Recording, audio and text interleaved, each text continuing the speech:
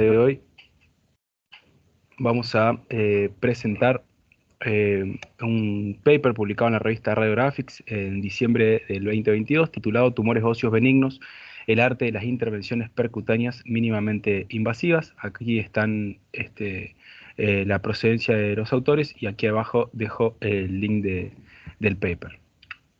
Como introducción, vamos a decir que los tumores óseos benignos dolorosos afectan con mayor frecuencia, como sabemos, a pacientes pediátricos y adultos jóvenes. En general están asociados a dolor intratable, fracturas patológicas y también déficit neurológicos, como también trastornos del crecimiento. Todo esto sumado lo que provoca en los pacientes es una disminución de la actividad y también de la calidad de vida. Existe documentación de que puede haber una curación espontánea en estas lesiones, pero en general el tiempo es muy variable y también impredecible, lo que se asocia también a las morbilidades asociadas. Entonces, las mejores opciones terapéuticas han sido las intervenciones mínimamente invasivas, cuyo objetivo es poder lograr la curación definitiva. Estos tratamientos o estas intervenciones mínimamente invasivas han mostrado un excelente perfil de seguridad, como también sólidas tasas de éxito y también buenas tasas de durabilidad en estos procedimientos. Cabe mencionar en este punto que los tratamientos convencionales, los tratamientos quirúrgicos en general aumentan mucho la morbilidad, como vamos a ver más adelante, lo vamos a mencionar, dado que en general producen pérdidas óseas y cuando se encuentran cerca de articulaciones pueden llevar a presencia de inestabilidad en el paciente, lo que también va a terminar aumentando la morbilidad. En cuanto a las consideraciones generales y la selección de pacientes, se hace un hincapié muy importante en que esta toma de decisiones debe ser multidisciplinaria, no solamente el radiólogo intervencionista de músculo esquelético, sino también los pediatras, cirujanos ortopédicos y cirujanos de columna, dado que lo que debemos garantizar en estos pacientes es que haya un plan de gestión claro. Siempre es importante organizar una consulta preprocedimiento y esto tiene que ver con la revisión de las imágenes, particularmente en estos tumores que pueden llegar a presentar crecimiento o están en crecimiento, como también evaluar el riesgo de fracturas patológicas y realizar un adecuado examen físico. El examen físico tiene que estar dirigido para valorar el dolor focal o la sensibilidad de los pacientes en el sitio del tumor, como también si el paciente presentase síntomas neuropáticos y o radiculares.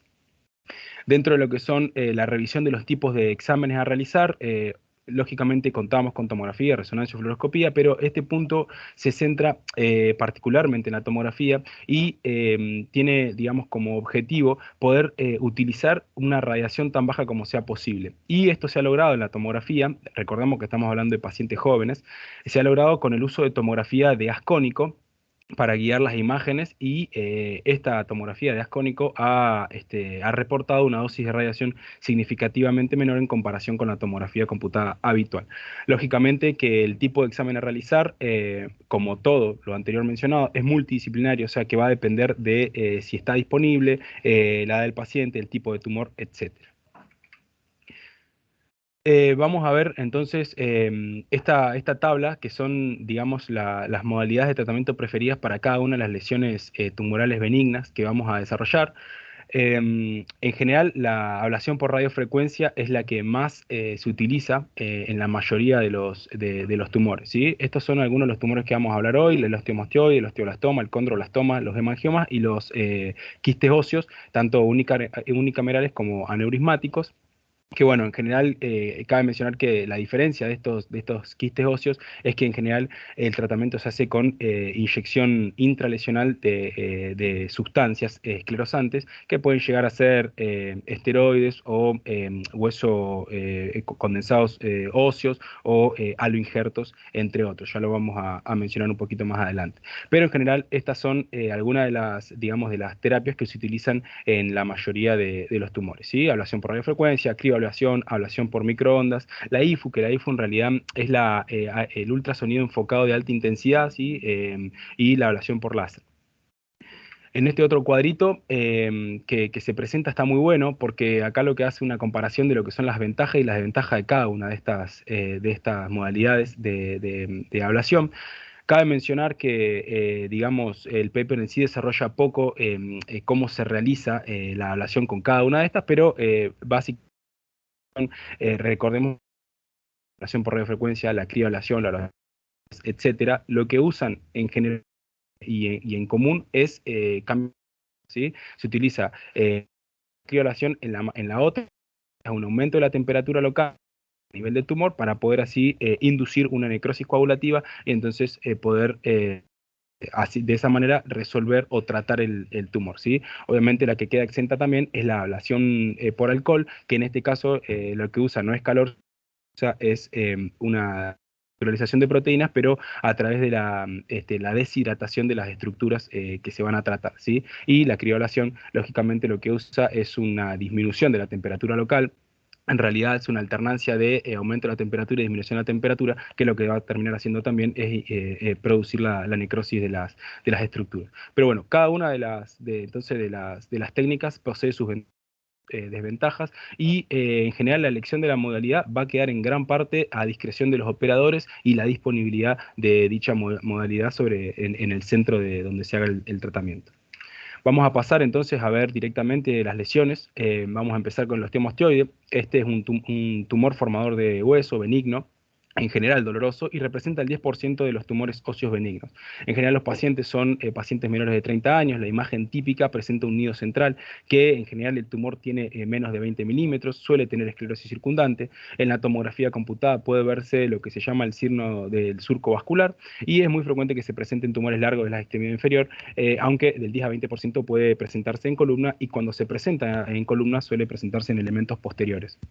Los tratamientos quirúrgicos tradicionales utilizaban la escisión completa del tumor, pero esta, como mencionábamos anteriormente, se asocia a pérdidas óseas, a inestabilidad, a lesiones nerviosas, a infecciones, etcétera. Entonces, en las últimas 2 décadas se ha utilizado o se ha cambiado por el tratamiento percutáneo, que ha utilizado la ablación térmica y la ha reemplazado casi por completo a la escisión quirúrgica tradicional. Mencionamos, los más utilizados, la ablación por radiofrecuencia, la crioablación por microondas, etcétera, se han utilizado con altas tasas de éxito para tratar estos osteomas osteoides. Vamos a ver algunos ejemplitos, algunas imágenes. Acá tenemos un osteoma osteoide en el proceso coracoideo escapular en un masculino de 36 años. La primera imagen, una imagen de tomografía computada en un plano axial, que lo que nos muestra la flecha blanca es un nido, bueno, es la lesión con un nido central que impresiona mineralizado dentro de lo que es la punta del proceso coracoideo escapular, ¿sí? Señalado por la flecha. La siguiente imagen, una imagen de resonancia magnética ponderada en una secuencia sensible a fluido, en este caso una secuencia STIR, que lo que muestra otra vez, podemos ver una señal hipointensa, que es lo que sería el nidus de la lesión, que está esclerótico o mineralizado, y lo que podemos ver también es el edema óseo circundante de la lesión, que es lo que está señalando la flecha negra. Por su parte, la flecha blanca lo que señala es un pequeño quiste paralaural que tenía el paciente, dado que el paciente había tenido una lesión, un desgarro del labrum glenoideo, que no se muestra en este caso, pero bueno, se observa como un hallazgo también el quiste paralaural. Podemos ver la imagen C y D, son imágenes de tomografía computada, tanto axial como coronal oblicua, que lo que muestran son, digamos, imágenes que se tomaron durante el procedimiento. En este caso se realizó ablación por radiofrecuencia, que lo que muestra es el electrodo correctamente posicionado dentro de la lesión y sobre todo en contacto, como podemos ver, con el nido de la lesión. Y esto es muy importante porque el tratar o el apuntar y tratar digamos, de que la ablación se haga bien en el centro del nidus, sobre todo en los osteomas osteoides, como vamos a ver en los osteoblastomas, ayuda a que no haya posteriormente una reaparición del tumor o una recaída del tumor, ¿sí? Entonces, como podemos ver, el electrodo se coloca bien en el centro, a nivel del nidus, y bueno, en este caso el tamaño de la zona, el tumor aproximadamente medía unos 13 milímetros y el tamaño de la zona de ablación fue aproximadamente de unos 20 milímetros, ¿sí? El paciente después de esto, obviamente persistió, como menciona el paper, persistió sin síntomas con una muy buena resolución del dolor. Aquí tenemos otro, en este caso otro osteoma osteoide, podemos ver la lesión, ¿sí? En este caso se ubicaba en la articulación interfacetaria sobre la faceta inferior de T10 en una mujer de 18 años, y la flecha negra acá en ambas tomografías, en un plano sagital y en un plano axial, nos muestra la lesión como presentaba una discreta mineralización compatible con el nidus, ¿sí?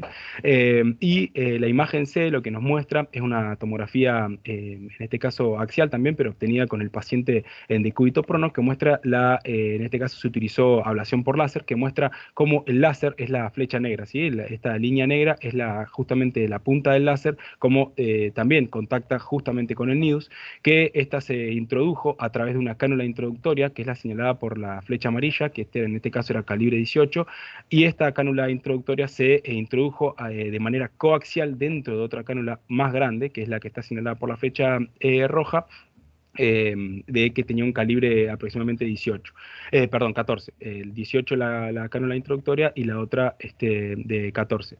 Lo que está bueno resaltar en esta imagen es que, como podemos ver, se realizó protección térmica, que esto lo vamos a desarrollar casi al final, pero podemos ver que existe una presencia de material ISO a hiperdenso dentro de lo que es digamos, el espacio epidural, y esto en realidad es una protección térmica que se hace en la que se inyecta dextrosa enfriada, diluida con contraste, se inyecta en el espacio epidural. Entonces lo que se hace es tratar de separar la médula o el cordón medular del lugar donde estamos aplicando calor. Esta es una de las técnicas que se utiliza para realizar protección térmica de las estructuras circundantes, ¿verdad? Ya más adelante entonces lo vamos a mencionar.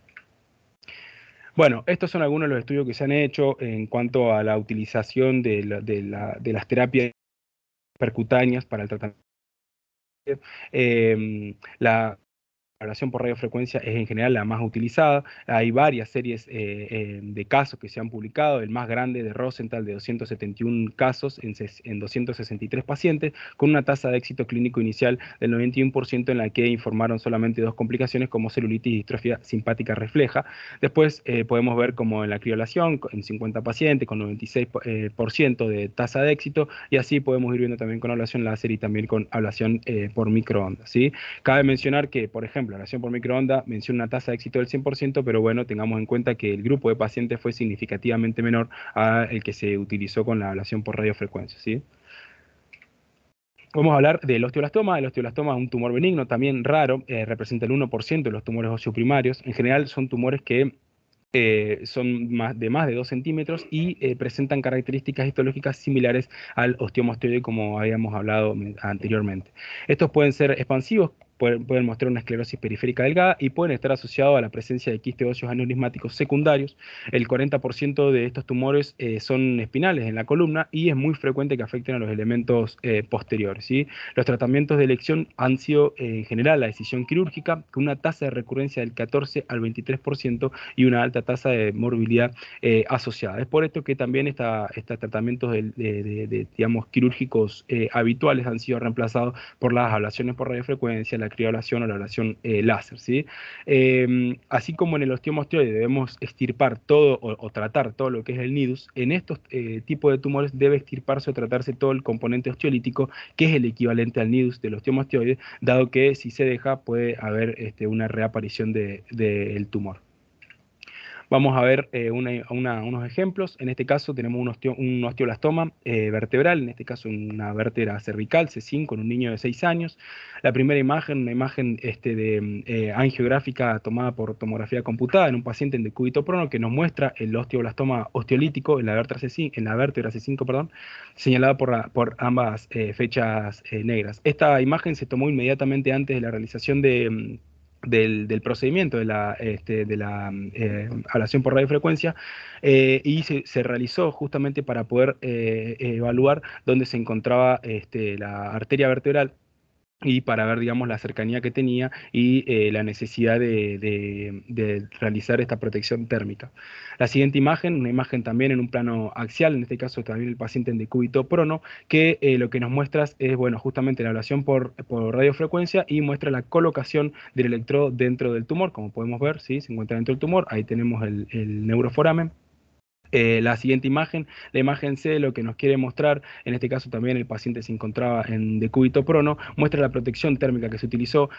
Como podemos ver, anteriormente lo vimos también en la columna torácica, perdón, como podemos ver este material ISO a hiperdenso, que está representado por dextrosa al 5% enfriada, diluida en contraste, y que se inyecta en el espacio epidural justamente para proteger las estructuras adyacentes. Esto lo señala la flecha negra, y la flecha blanca lo que nos muestra es el sitio donde se realizó la ablación por radiofrecuencia del osteoblastoma. La imagen D es una imagen que se obtuvo 2 meses después de esta ablación por radiofrecuencia, que nos muestra la esclerosis completa del tumor, ¿sí? Comparen la primera imagen, ¿sí? La lesión osteolítica, y la última imagen, cómo se ve que hay esclerosis completa y cicatrización del tumor. Bueno, el paciente permaneció durante todo el seguimiento clínico que se le hizo libre de dolor o de molestias. Acá tenemos otro ejemplo de un osteoblastoma, en este caso en una diáfisis femoral de una mujer de 24 años. Tenemos la primera imagen, una imagen de resonancia magnética también ponderada en un protocolo sensible a fluidos, en este caso también con saturación de grasa, STIR. Lo que nos muestra es una lesión, ¿sí? De bordes bien delimitados, de aspecto benigno, que provoca una significativa disminución de ambas corticales óseas y que presenta también un nivel líquido-líquido. A este paciente se le realizó una toma de biopsia y el resultado arrojó que se trataba de un osteoblastoma con un componente de un quiste óseo aneurismático asociado, ¿sí?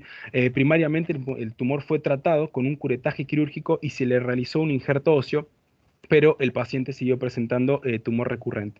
Se le hizo un control posteriormente, donde tenemos una imagen de tomografía computada en un plano coronal y también tenemos una imagen de resonancia magnética también en una secuencia STIR, también en plano coronal, que lo que nos muestra son dos lesiones, que estas son, digamos, compatibles con osteomas recurrentes, pero señalado por las flechas blancas. Sí, estas dos lesiones líticas son el osteoblastoma, perdón, recurrente, y lo que nos muestra la flecha negra es que recordemos que al paciente se le hizo injerto óseo, esa imagen presenta cicatrización y esclerosis normal, así que lo que se trató posteriormente, ¿sí? Lo podemos ver en las dos imágenes, podemos ver el componente francamente lítico, y lo que se trató después también con ablación por radiofrecuencia fueron estas dos pequeñas imágenes que están mostradas en D y en E, se realizó en dos ablaciones separadas, el tratamiento de estas pequeñas lesiones, bueno, la resolución fue completa y el paciente permaneció entonces sin dolor.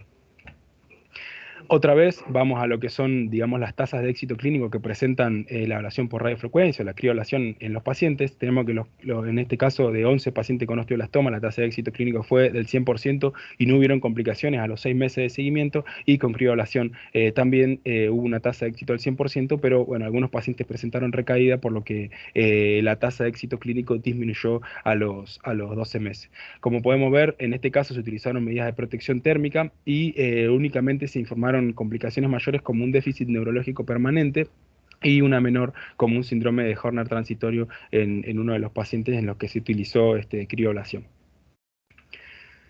El condroblastoma, también otro de los tumores benignos que vamos a mencionar, representa el 1% de lesiones óseas benignas. El 90% de los pacientes son menores de 25 años. En general, los tratamientos también presentan complicaciones, y las complicaciones del condroblastoma están dadas porque en general existe una participación de las epífisis o de las apófisis óseas, y también existe mucha proximidad a los cartílagos articulares, a las placas óseas subcondrales y a las placas de crecimiento.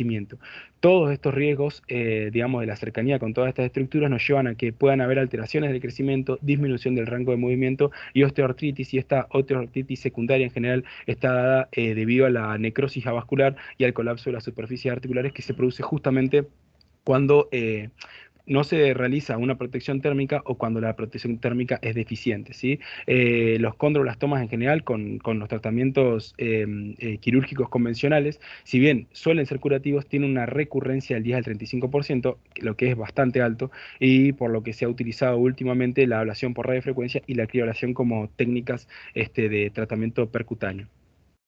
Vamos a ver algunos ejemplos. En este caso tenemos un condroblastoma en la epífisis del cóndilo femoral medial en un adolescente de 14 años.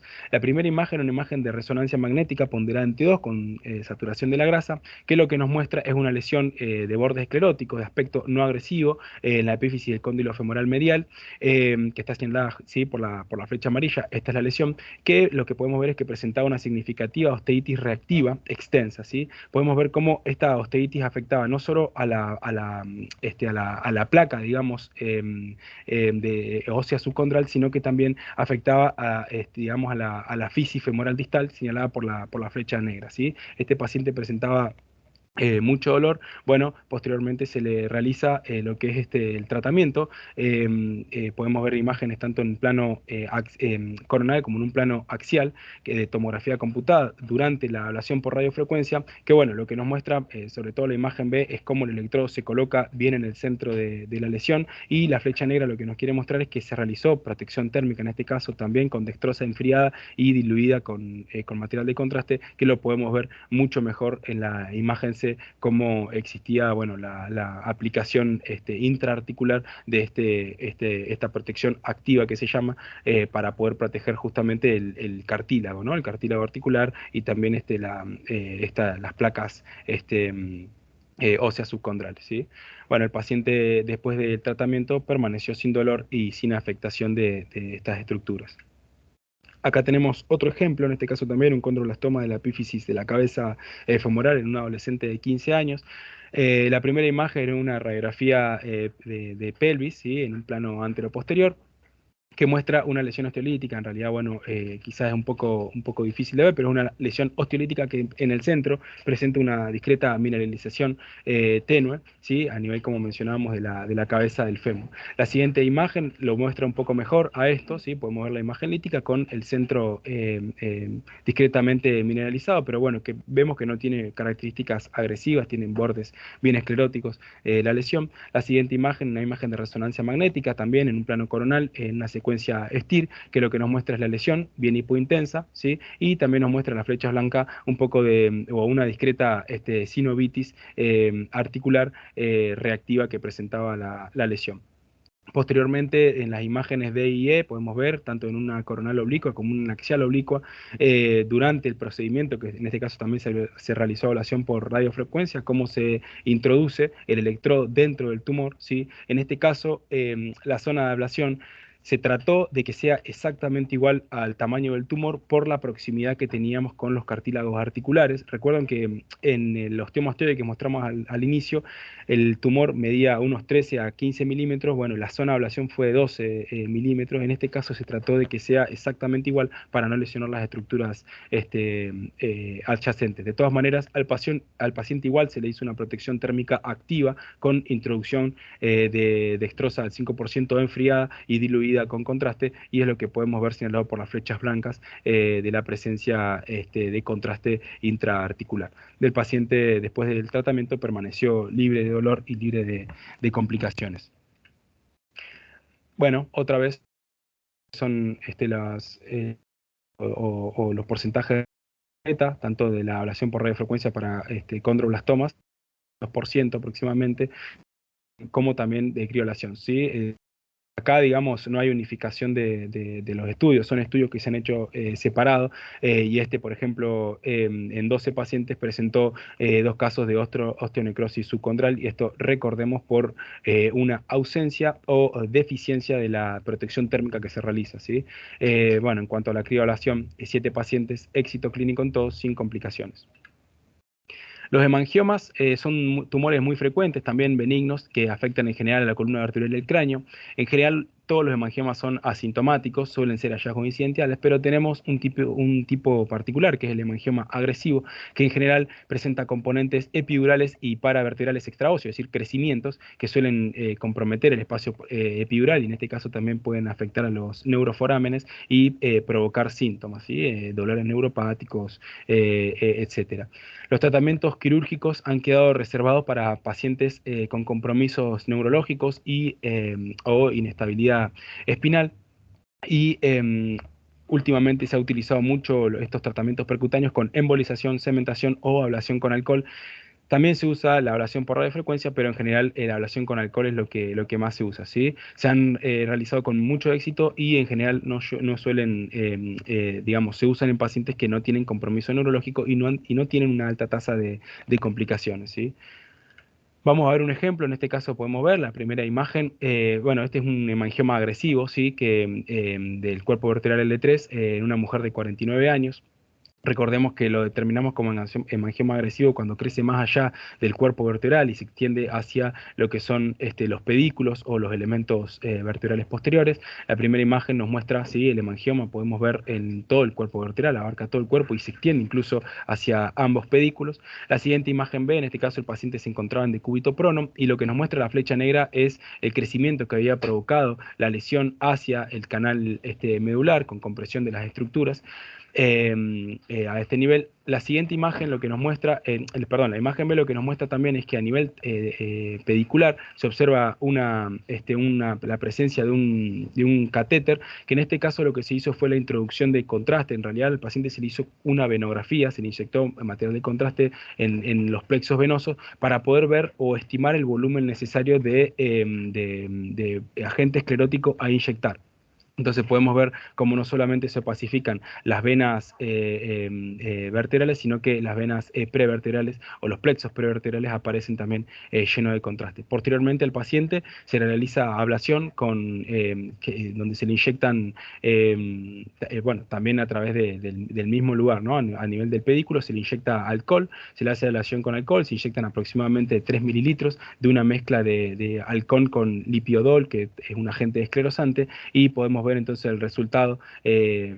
Son tomografías de control, también en plano axial y en plano sagital, en este caso de cúbito prono, y en el plano sagital, cómo se observa un aumento del volumen, por así decirlo, del cuerpo vertebral con una buena resolución de los síntomas del paciente. El objetivo en este caso fue justamente lograr el máximo relleno de cemento para prevenir las fracturas patológicas en estos pacientes, ¿sí? Posteriormente o posterior a un mes del tratamiento, el paciente se encontraba ya libre de síntomas. Bueno, acá tenemos otra vez la cementación. Se ha utilizado para tratamiento de 33 hemangiomas sintomáticos con una mejoría significativa del dolor, la ablación con alcohol en 11 pacientes también sin complicaciones, y la ablación por radiofrecuencia también se utilizó en 2 pacientes con hemangiomas dolorosos y también lograron una resolución completa del dolor. Lo que nos muestran todos estos estudios que se han hecho es que no es que existe uno que sea mejor que el otro, sino que eso se decide según el tipo de paciente, el tipo de tumor, la disponibilidad, etcétera, ¿sí? Eso como lo mencionamos al principio. Los quistes óseos unicamerales lo vamos a ver dentro del quiste óseo aneurismático. El quiste óseo unicameral representa tumores benignos. En general se asocia frecuentemente a fracturas patológicas recurrentes, a trastornos del crecimiento óseo, y suele tener muchas complicaciones, y en general estas complicaciones están dadas complicación metafisiaria, o sea, bueno, el objetivo es promover la cicatrización ósea, ¿sí? Es darle al hueso que está afectado por un quiste óseo, digamos, una fuerza para poder disminuir justamente los riesgos de fracturas patológicas. Los tratamientos percutáneos, como habíamos mencionado, en estos casos ya no se utiliza tanto la ablación por radiofrecuencia o por microondas y demás, sino que se utiliza la inyección intralesional de materiales escleróticos como esteroides o concentrados de médula ósea autóloga, aloinjertos óseos, matriz ósea desmineralizada, entre otros, ¿sí? Lo mismo pasa con los quistes óseos aneurismáticos. Estos en general, el 75% se da en pacientes menores de 20 años, en la metáfisis de huesos largos, en la columna vertebral y la pelvis. Dentro de la columna también afectan a los elementos posteriores. Estos tumores tienen la naturaleza altamente vascular, y bueno, los tratamientos percutáneos, entonces otra vez se utiliza la escleroterapia con esteroides, con etanol, con calcitonina, etcétera. Vamos a ver 2 ejemplitos. Acá tenemos el primero, un quiste óseo aneurismático de la apófisis transversa S7 derecha, ¿sí? Que se presentaba francamente dolorosa en una mujer de 19 años.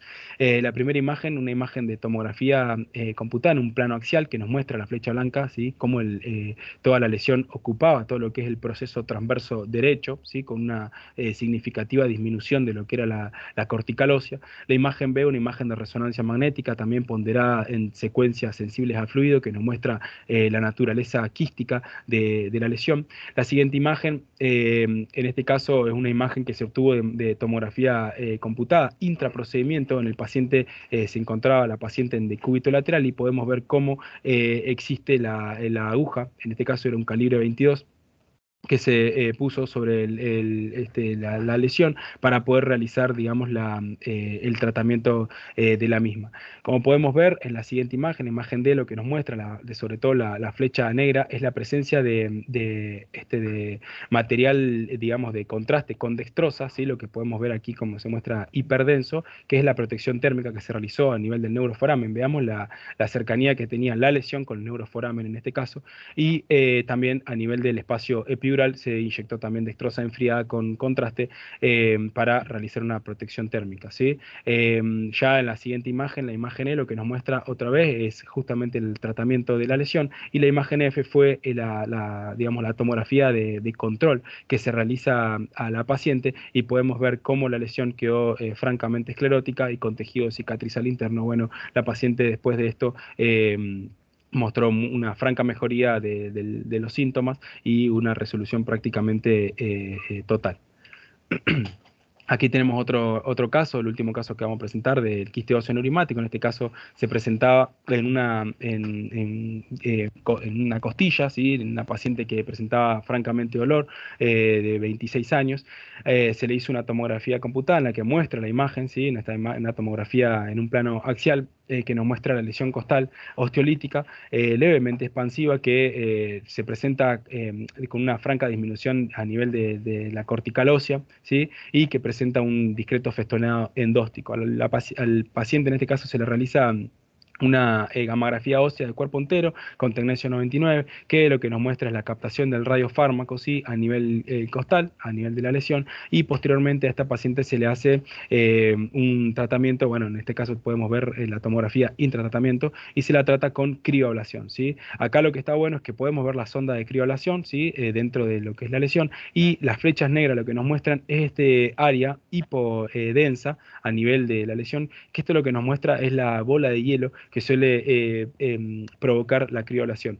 Esta bola de hielo en general se toma como una de las desventajas que puede presentar la criolación, dado que esta bola de hielo puede provocar un significativo artefacto intraprocedimiento, digamos, de las estructuras adyacentes, o digamos, hay una pérdida de visualización de las estructuras adyacentes. Entonces esto en general se toma como una desventaja de la criolación. En este caso, la paciente posterior al tratamiento también permaneció libre de síntomas.